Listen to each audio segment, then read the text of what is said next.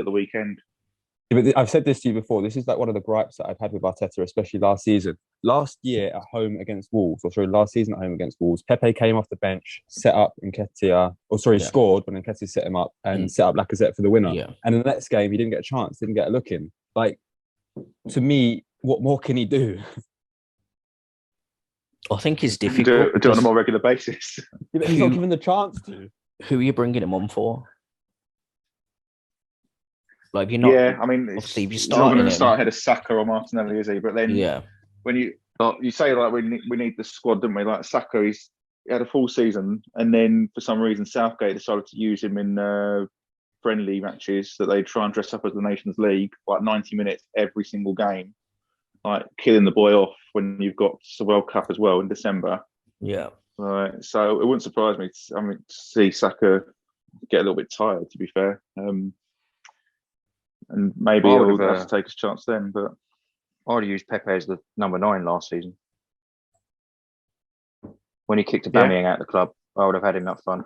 He's got pace and skill, and I still think he's our best finisher. Maybe not now. Jesus is around, but he's top goal scorer in the club, isn't he? I think. Everyone that's left, top goal scorer, scored the most goals, which is a mad stat. Year before last, he was outstanding in front of goal. He had a really good season. Then especially towards the end of the season, isn't it? That he got a few run of games. Yeah, and then we bought Willian and sort of relegated. During COVID times, wasn't it? He did well. Yeah, back in the COVID season, wasn't it? Yeah. I feel a bit sorry for him in that sense. I think the price tag weighs him down, and it's got nothing to do with him.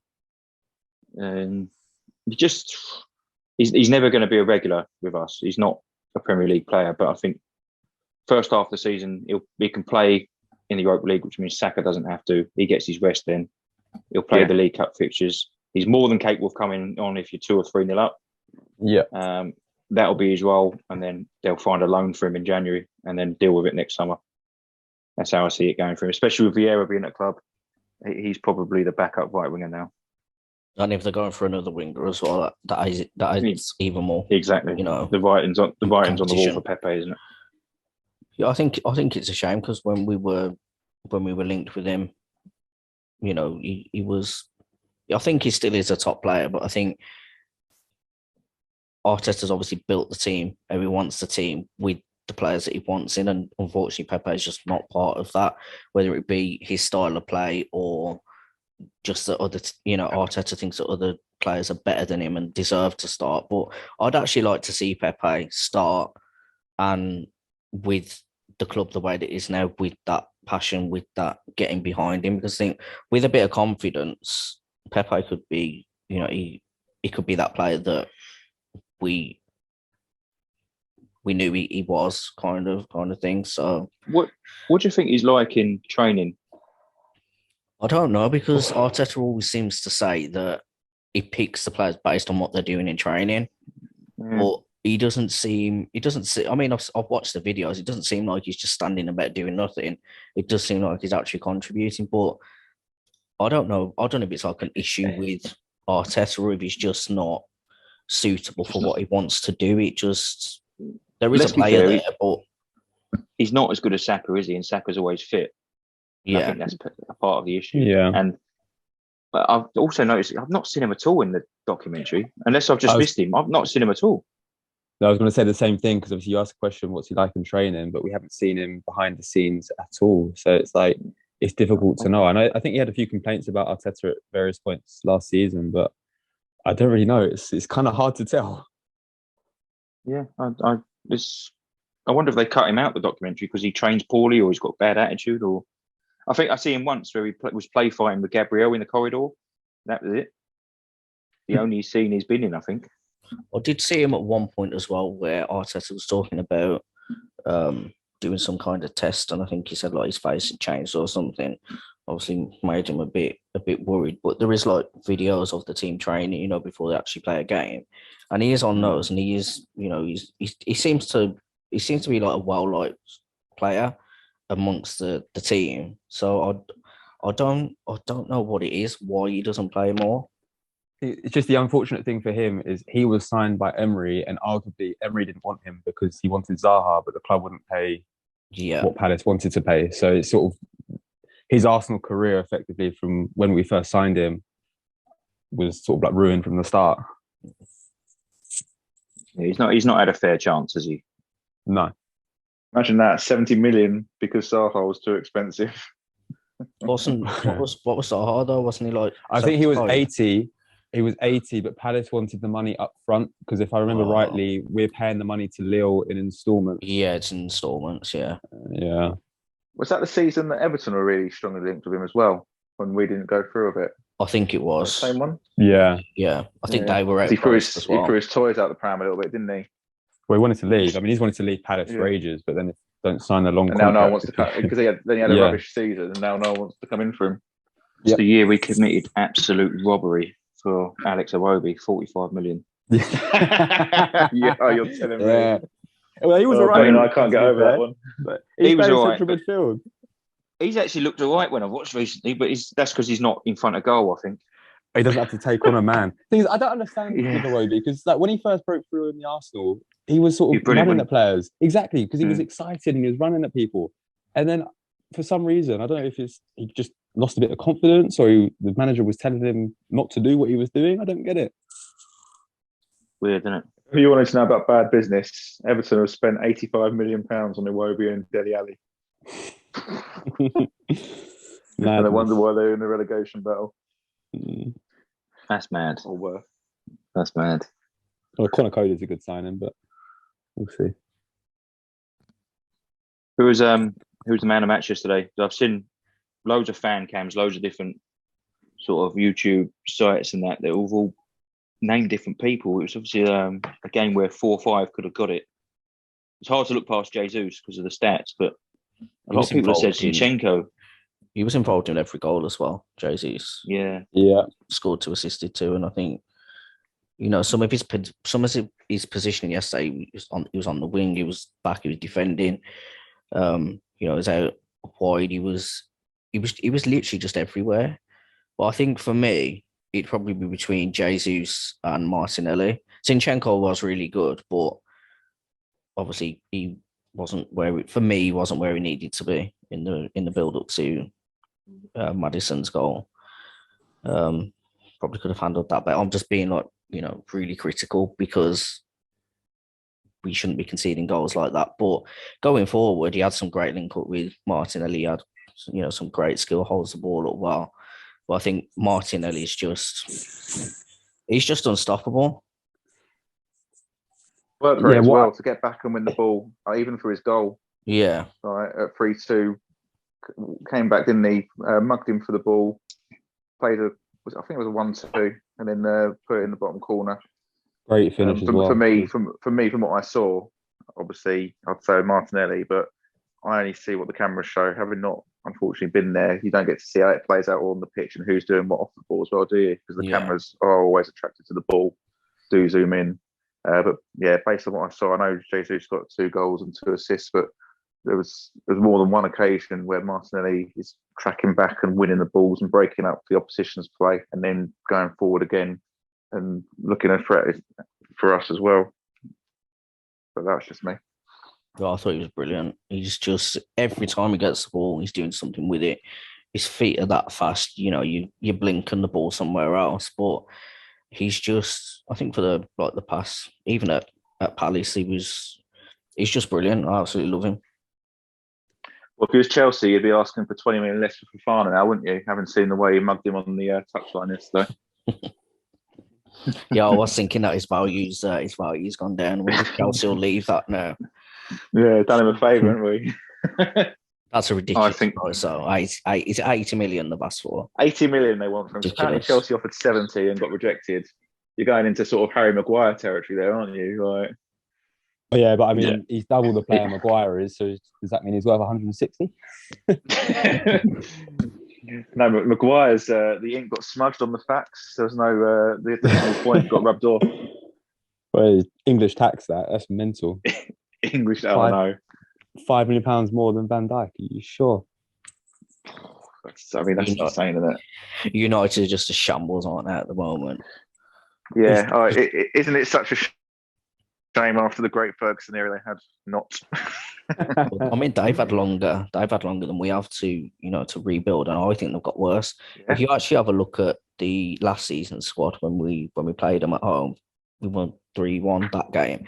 If you actually have a look at the lineup of when we played them before COVID, which was the last United game I've gone to, obviously because of COVID, and then have a look at the difference in the squad, we'd massively improved. Whereas I think we only had 2 players in our starting 11 that we'd had from that game, whereas United had, I think, 10 players. So they've gone But back. I mean, that's why I say they're like 3 to 5 years behind us, because whereas we've cleared out our deadwood, and now in the last 2 transfer windows, you can see that we're clearly targeting young, exciting players.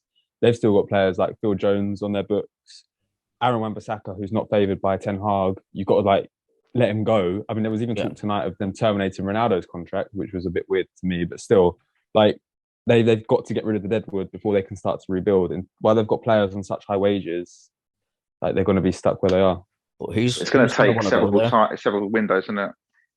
Yeah, it's not going to happen over. It's not going to happen overnight. It's going to take several windows. And if Ten Hag's the manager they want, I mean, they're going to be obliterated by Liverpool, aren't they? Next Monday.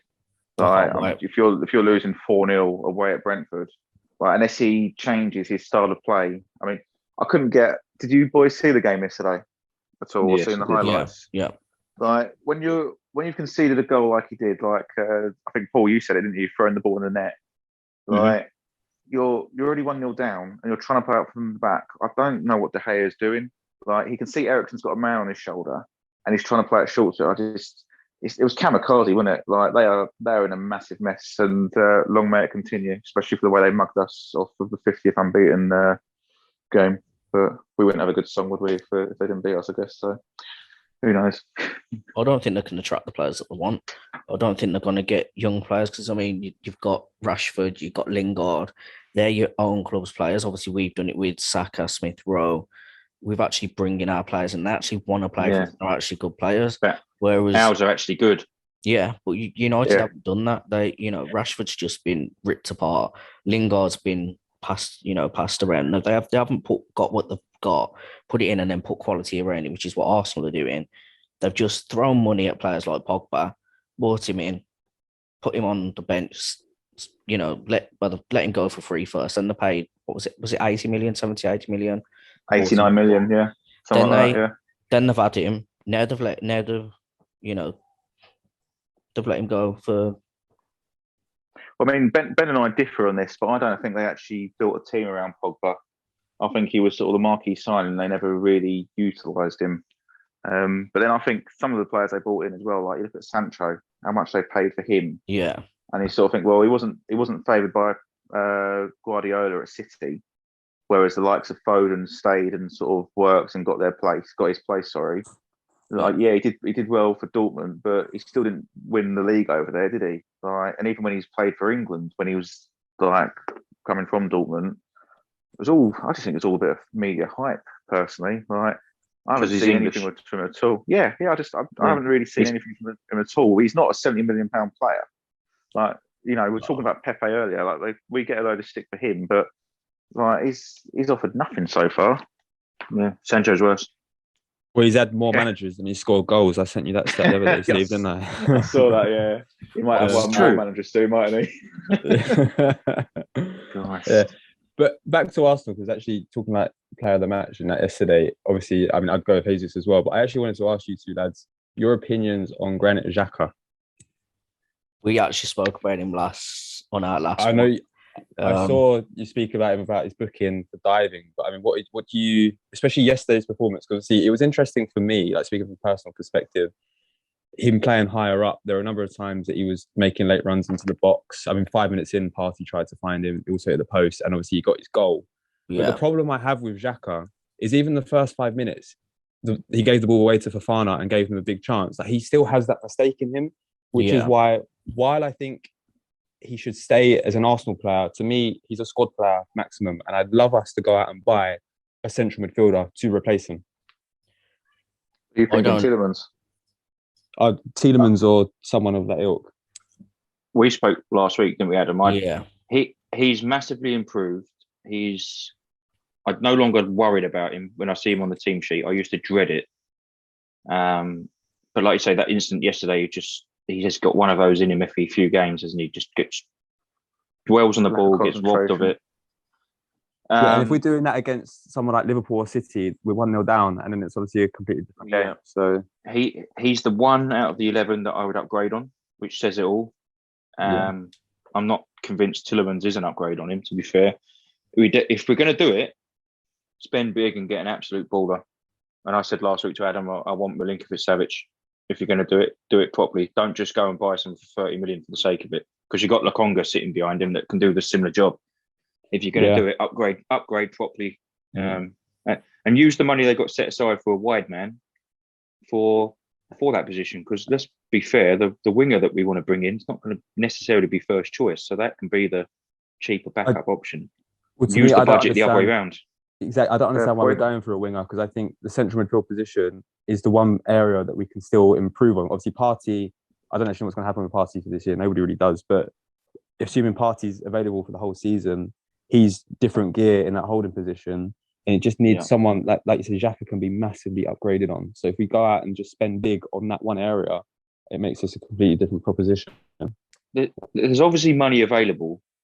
So just go and get Milinkovic-Savic, or even Jude Bellingham would be gettable for us. He'd be expensive though, wouldn't he? I think he would be really expensive. But I think both of those players can fill Partey's role if he's unavailable for whatever reason, whereas Tielemans can't. So if he's the option that they're thinking of, then we still haven't got an adequate backup to Partey. Because it's still El Neni, really, isn't it? Because I do not want Xhaka. The further we keep Xhaka away from our own box is fine.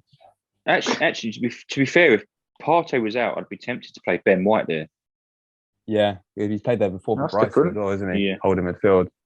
He's very good on the ball. Fit. Yeah, exactly. Well, it's going to be interesting on the fullback. Sorry, it's going to be interesting now that Tomiyasu and Tierney are sort of coming back to full fitness. Who's going to be first choice in those positions as well. It'll be interesting to see where Zinchenko plays, doesn't he? Yeah, Zinchenko for Ukraine plays a more forward role, isn't he? So central midfield. Yeah. Maybe he's the player that they're thinking of. Maybe that's why they're going big for a winger. Maybe, yeah, and then just hoping that he doesn't get injured, because we know as much as I love Tierney, he has injury problems, doesn't he? Yeah. If we end up with Xhaka at left back again this season, I'm going to cry. Oh yeah, you both, mate. we should have got beyond that by now. I think we've got enough squad depth to not let that happen. I would hope so. I'd rather play Pepe there, I think, than Touchwood. Xhaka. Yeah. I think we also need to keep fingers crossed though that Ramsdale doesn't actually get injured, because have you seen any of the training videos from America with the new keeper? Yeah, it didn't look good, did it? Like every shot that went at him went past him. Oh, does he look that bad? Does he? In the training videos, yeah. Only in those training videos from their pre-season tour of America. But I'm hoping it's not another Runarsson. Yeah. We don't talk about Runarsson. I've still got nightmares about Mahrez's free kick. Did you know it's the only player that Mahrez can score a penalty against? Yeah. Jeez. Yeah, it was bad decision, that, wasn't it? Who would you bring in as a replacement? For who? For Ramsdale. Well, not for Ramsdale, but it's like backup for Ramsdale. If Matt Turner's not going to be to the level, who would you go out and get? I mean, Ben and I discussed this on. I don't know if he's been signed up or not. I'd actually take Ben Foster whilst he's on the free, just for a season, until he can get something a little bit better. Only because he's got a little bit of. Well, he's got a lot of Premier League experience. Yeah. Just someone who's a bit older and can guide Ramsdale whilst he's young. And then in the cups, it'd be a little bit more solid than what Runarsson was and from what Turner's shown. But like I say, that's only on the training videos. So I need to give the bloke a chance when he plays in the League Cup and if he plays Europa League as well. He's going to have to adjust as well. He's going to have to adjust to, how many shots are going to be taken against him. He's going to have to be saving most of them, because even with our defence as it is, teams are going to get chances. That showed yesterday. Teams are going to get chances, but you need a keeper. But whoever. You need to have confidence in that keeper as well, don't you? If your defenders don't have confidence in the keeper, then it shows. I think the defence and the keeper have, confidence in themselves. They obviously communicate well. They all want the same thing. They all want the clean sheet. Do you guys find it weird that our third choice keeper is always a kid and not someone at the twilight of their career, like City do it with Carson, or I think they had got Stuart Taylor.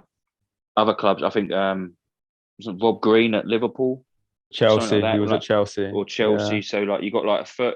It's unlikely you need your third choice keeper, but if you do, you've got someone that's been there and done it, and obviously he trains with the younger guys all day, like you've already alluded to with Foster. Why not just bring Foster in anyway, even though we've got Turner? The bloke supports Arsenal. We'd probably do it for free. He's earned his money in his career. I'm not sure if he retired or not last year, but why not do that anyway? Yeah, he's still got to be up and down the country making his podcast, wouldn't he? So that would still work for him. I think our backup is Hine, is it? Because they've loaned out. I can't say his name. Okawonga, his name is. They've loaned him out. Yeah. So why not just do that anyway and have that experience to help the team? Unless it's just him, like an opportunity to get him built up. I don't know, but I've noticed that as well. There is always, like you say, the kid. Quite a good point, really, because really, if you're third choice keeper and you're a kid, like you're not going to play. So surely it would make more sense to go out on loan where you are going to play, and then get in someone with that sort of experience to help the other lads. Is he making the same mistake with the keepers again? Is he like with Martinez, where Martinez came in when he was injured, so Leno, and then next season Leno was giving it all the old, I know I'm going to be number one. First choice, second choice, so. Yeah. But I don't know. Who knows? Carl Hine has played more for Estonia than he has Arsenal. Yeah. It says it all, really. So I've seen him play because my old housemate is Welsh, so they played Wales a couple of times last year, I think. And he actually played quite well. He seems a good keeper, but he's like I say, he's not going to get any better if he's not playing. Just go and loan him to a championship club for a season and see how he gets on. Exactly. And have Foster in. Who's the other one we've loaned out? I can't pronounce his name, but he's gone to League One or Championship club. As Okuwenko said, yes, that's what they said. Yeah, because he's gone out on loan. So is he? Maybe he was third choice last year, wasn't he? Yeah. Well, dare I say it? They would have just kept Runnison as third choice. Surely he's better than one of the kids. Well, actually, that's up for debate. I don't know about that. Are you sure? Yeah, I think one of those ball boys could have caught Mahrez's free kick. Yeah. Adam, delete that. Don't put that in. Yeah, I'll cut that bit out. Ben, you get a lot of that, didn't you? Oh, I have to edit that out. Yeah.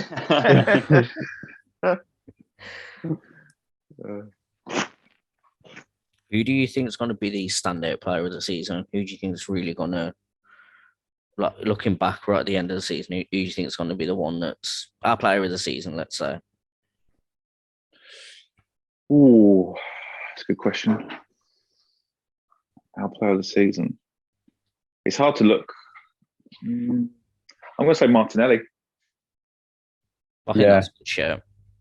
For me, it's hard to look past Martinelli and Jesus.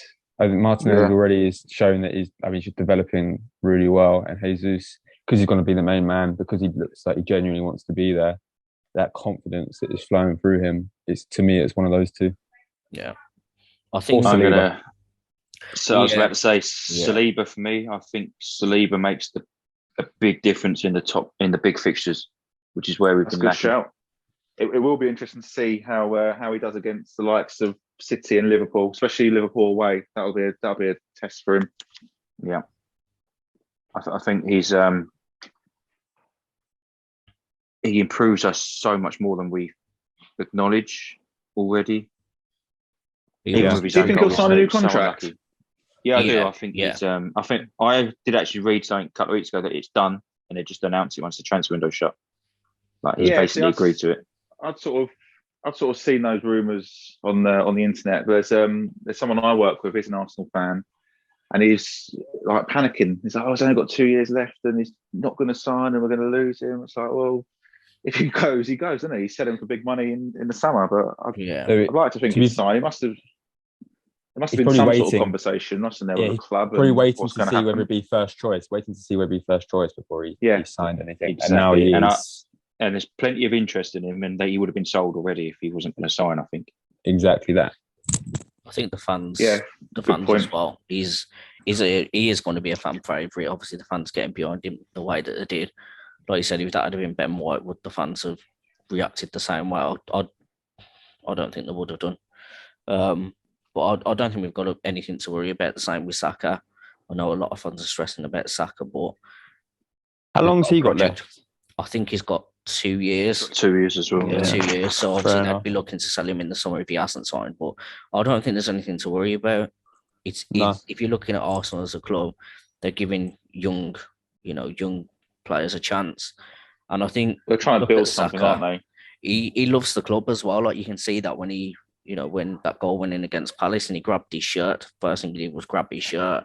He does love the club. So I'm not worried. Even in the documentary, going back to the documentary, I mean, I love Saka before, but going back to that documentary, I just love him even more, man. He's like so down to earth and humble, and even like giving out Christmas presents, even if it is only a bottle of wine to everyone. Like he's different class, man. Putting that Santa on as well. Yeah. Got that sense of humour in him as well. Exactly that. The days of us worrying about our top talent being poached are gone, I think. Yeah. The stadium should be paid for, shouldn't it? Yeah, they're not going anywhere. There's something for them to get behind at the club. They all probably sense that there's massive improvement within the team, etc. Unless a crazy bid comes in from City, I don't see anything going anywhere. And then even then, like, why would you go to City? And you see Sterling's left because he's not getting enough minutes. Like he's not gonna start. Like I mean, if it was 2-3 seasons down the line and we was back in the the doldrums of finishing outside top 4 and not challenging for anything, then you'd start to think, okay, I can understand why he'd go. There was a period like that at the Emirates era, wasn't there, where players kept saying they had a really good conversation with Wenger. It was sort of like, oh yeah, Arsenal, I'm leaving and I'm going to Man United to win the league next season. Right. So those days hopefully are gone. You would hope so. For the academy as well, the players that are there playing, they're going to look up to Smith Rowe, Saka as players that have come through, and they're going to see that if you work for it, and when your opportunity comes, you've got to take it. And we are a club that will give young talent a chance, and that they're our next, Saka, Smith Rowe. So I don't think we've got anything to worry about as long as we're challenging and improving, which I think we are. I don't. Yeah, absolutely. And ultimately, though, I mean, I'm also of the opinion that if you don't want to stay and play for the shirt, then fine, on your bike. Then no players bigger than we'll get. No, exactly. We'll get players that actually want to come and play for us. Yeah, agree with that. You don't want anyone there that's not behind the project, not wanting to give their all. And you see that with us, and you compare us to United. Yesterday, I think they showed the running stats at the end. They was outrun by nearly 20 kilometres with Brentford. That was a joke. That stat was mental. And let's be fair, they were battered. They should have been chasing shadows. It should have been the other way around. Exactly. Even if they're just running around kicking people.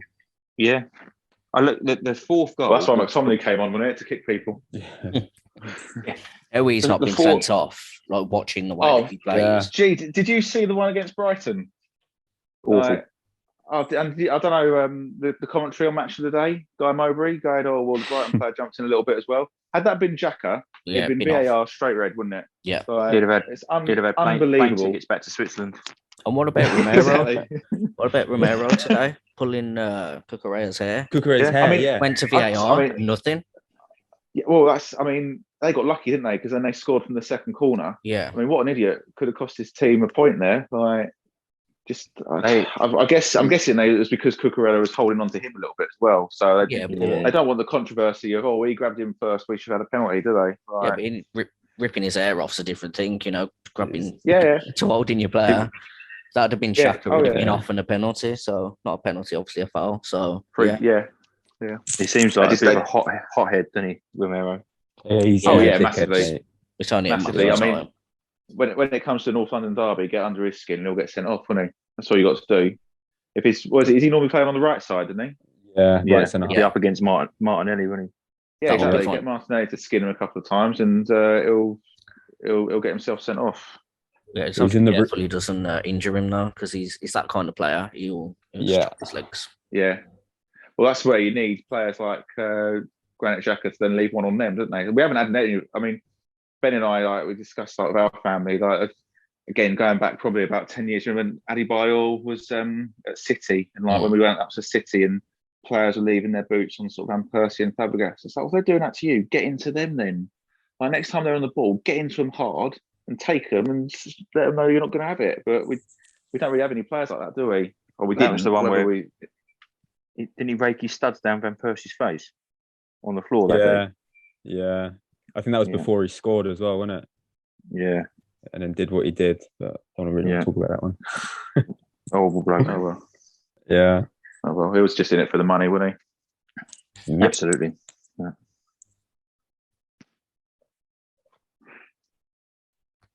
So Bournemouth next. What are we thinking? 3-0 Arsenal, I think. Bournemouth. Yeah, I think it'd be potentially tricky for first half hour or so. But it depends how they deal with keeper more, because that'll be the hard thing, won't it? Because they'll want to be putting balls in the box, aerial threat. So again, another test for Saliba. Yeah, but I think. Yeah, but I think we should. Yeah, exactly. Well, and you could argue that Edouard and Mateta are better players than Kiefer Moore, so you'd like to think it'd be all right. But I think maybe it's the hope, but I think that we should go down there and win. But if we draw, let's not celebrate a goal we scored the week before, though, eh? Giroud. Oh, yeah. That was awful, wasn't it? Like 3-0 down, and then he scores the equaliser and he's celebrating the scorpion kick from the week before. Like, you see Sanchez's mentality at the club. Then he was literally disgusted with Giroud for that. Yeah. Oh, like, why are you not rushing to restart the game to try and win? I don't think we'll see anything like that from our current crop, but. Also, I think Rooney banged in a free kick. I could be wrong here, against Stoke to equalise, and it was a great goal, sort of similar sort of weekend. And straight away he ran and got the ball and was like, "Get back!" and get him back on the halfway line. Let's go for the win, even though it was like in the 80th, 90th minute sort of thing. So, but I mean that was the mentality, wasn't it? That's and again that's part of the problems Arteta's had, isn't it? Getting rid of that sort of lazy mentality of all. I mean, I don't know why.